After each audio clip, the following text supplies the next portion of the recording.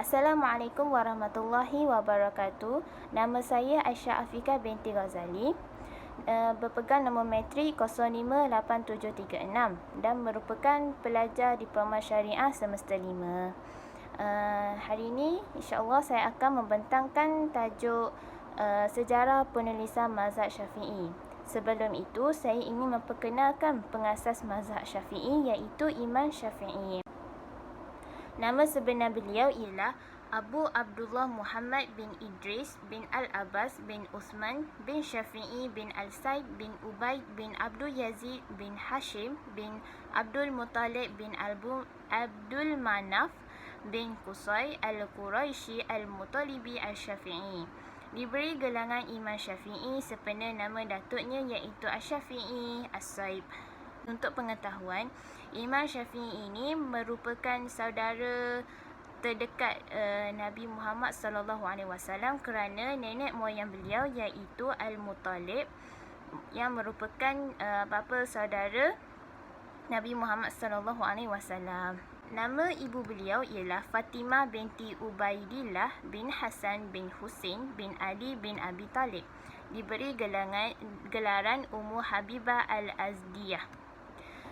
Diceritakan semasa ibunya mengandungkan beliau, ibunya bermimpi tentang melihat bintang Mushtari keluar daripada rahimnya, meluncur ke angkasa dan jatuh di bumi Mesir. Dari sana kelihatan bumi menjadi terang dan bersinar-sinar kesan daripada cahaya yang memancar di Mesir. Lalu diajukan maksud mimpi itu kepada seorang alim di kampungnya dan ditakbirkan olehnya sebagai muncul seorang anak yang mana ilmunya akan memenuhi bumi. Sejak kecil, Imam Syafi'i ini diasuh oleh ibunya secara yatim piatu dan beliau telah khatam Al-Quran ketika berumur 7 tahun dengan gurunya yang bernama Imam Ismail bin Abdullah bin Qustatin. Beliau sangat berkemahiran dalam ilmu tajwid dan bersuara lunak. Beliau sering berhijrah dari kota Mekah ke Madinah selama 8 hari dan khatam Al-Quran selama 16 kali. Antara sifat peribadi Imam Syafi'i ini ialah beliau seorang yang pintar dan kuat ingatan. Beliau juga sangat berdisiplin terutama waktu, iaitu 1/3 menulis ilmu, 1/3 ibadah dan 1/3 beristirahat. Beliau sangat rajin dan tekun dalam mempelajari ilmu fiqh. Beliau bersikap sederhana dalam semua aspek, tingkah lakunya, pakaiannya, makanannya. Ketika umur beliau 10 tahun, beliau telah menghafal kitab Al-Muwatta karangan Imam Malik dan menghafal syair-syair Arab supaya mahir dalam kandungan bahasa Arab. Ketika umur 15 tahun, beliau sudah diiktirafkan untuk diberi pendapat dalam bidang fiqh. Pada tahun 195 Hijrah, beliau pergi ke Baghdad untuk menyebarkan ilmu dan mengasaskan mazhab Qadim. Pada tahun 199 Hijrah pula, beliau kembali ke Mesir dan menetap di sana serta mengasaskan mazhab Jadid lebih kurang 5 tahun. Mazhab Qadim ini mazhab terdahulu dan setelah berhijrah ke Mesir terdapat beberapa keadaan baru dan masalah yang tiada di Baghdad. Jadi beliau mengasaskan mazhab Jadid. Beliau mengatakan bahawa kedua-dua mazhab boleh digunakan mengikut situasi. Terdapat 4 pusat pengajian Imam Syafi'i iaitu Yaman, Madinah, Mekah dan Iraq.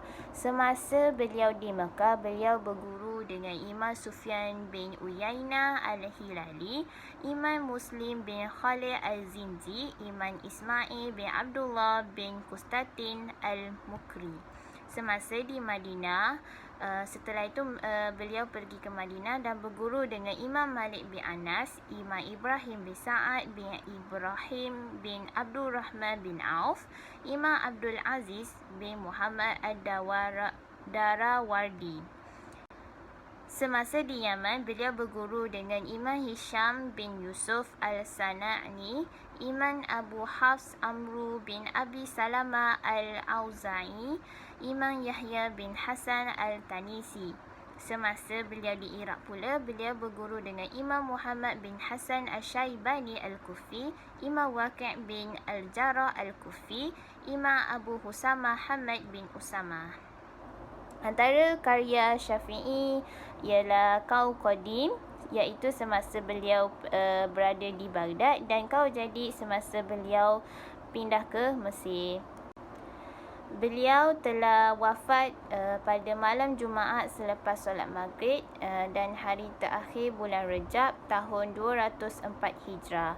Beliau dimakamkan selepas solat Asar di kota Mesir. Pematapan mazhab yang dilakukan oleh para ulama silam dengan penuh teliti, penuh bertanggungjawab dan penuh dengan amanah, dengan menjadikan karya asal ulama sebagai rujukan. Sistem bertalaki menjadikan ilmu Islam dan ketulinannya berkembang sehinggalah hari kiamat. Terdapat 5 peringkat. Imam Syafi'i meletakkan batu asas dasar bagi pematapan mazhab, iaitu Al-Quran, di mana Imam Syafi'i selalu mencari alasannya dari Al-Quran dalam menetapkan hukum. Yang kedua, asas yang kedua ialah As-Sunnah daripada Rasulullah, kerana Imam Syafi'i sangat kuat pembelaannya terhadap sunnah sehingga dijuluki oleh Nasyir As-Sunnah, iaitu pembela sunnah Nabi.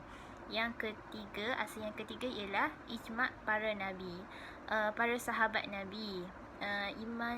Ijma' yang diterima oleh Imam Syafi'i sebagai landasan hukum ialah ijma' para sahabat sahaja, bukan kesepakatan seluruh mujtahid pada masa tertentu, kerana menurutnya hal seperti itu tidak mungkin terjadi. Asas yang keempat ialah qisas sebagai ijtihad. Apabila ijma' tidak juga ditemukan hukumnya, Imam Syafi'i akan berijtihad. Akan tetapi Imam Syafi'i menolak dasar ihtisan dan istilah sebagai salah satu cara menetapkan hukum. Asas-asas pematapan mazhab tersebut terkandung dalam pelbagai kitabnya. Antaranya ialah Al-Um, Mukhtasar Al-Muzani, Mukhtasar Al-Buwaiti, Ar-Risalah, Al-Hujjah. Periwayatan dan pengajian fiqh Imam Syafi'i ini diteruskan oleh para murid dan sahabat beliau selama tempoh 200 Hijrah hingga 300 Hijrah. Terdapat 2 mazhab yang diriwayatkan, iaitu mazhab yang pertama mazhab Al-Qadim yang diriwayatkan oleh para ulama, antaranya ialah Abu Sur Ibrahim bin Khalid Al-Qalbi, Imam Ahmad bin Hanbal, Al-Husain bin Ali Al-Karabisi, Al-Hasan bin Muhammad Al-Zafarani. Qaul Qadim terdapat dalam 2 kitabnya, iaitu Al-Hujjah dan Ar-Risalah.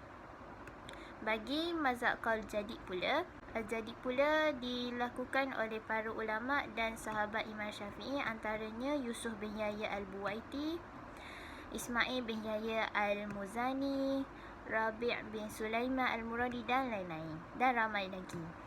Qaul Jadid ni terdapat dalam kitab Al-Um, Al-Mukhtasar Buwaiti, Al-Imla' dan Mukhtasar Al-Mazani. Terdapat 2 aliran, iaitu aliran Iraq dan aliran Khurasan. Aliran Khurasan ni dipelopori oleh Abu Ishaq Al-Isfaraini dan diikuti oleh ulama lain, antaranya Al-Mawardi, At-Tayyi At-Taberi dan lain-lain. Aliran kedua ialah aliran Khurasan yang diketuai oleh Al-Qaffar Al-Saghir Abu Bakar Al-Marwazi diikuti oleh ulama, antaranya Abu Muhammad Al-Juwaini dan Al-Furaini, yang dipelopori oleh dua tokoh agung iaitu Imam Ar-Rafi'i dalam kitab Al-Muharrar dan Imam Nawawi dalam kitab Minhaj Al-Talibin, yang diketuai oleh dua tokoh terkenal iaitu Imam Ibnu Hajar Al-Haytami dalam kitab Tuhfatul Muntaj, Imam Ar-Ramli dalam kitab Nihayatul Muhtaj.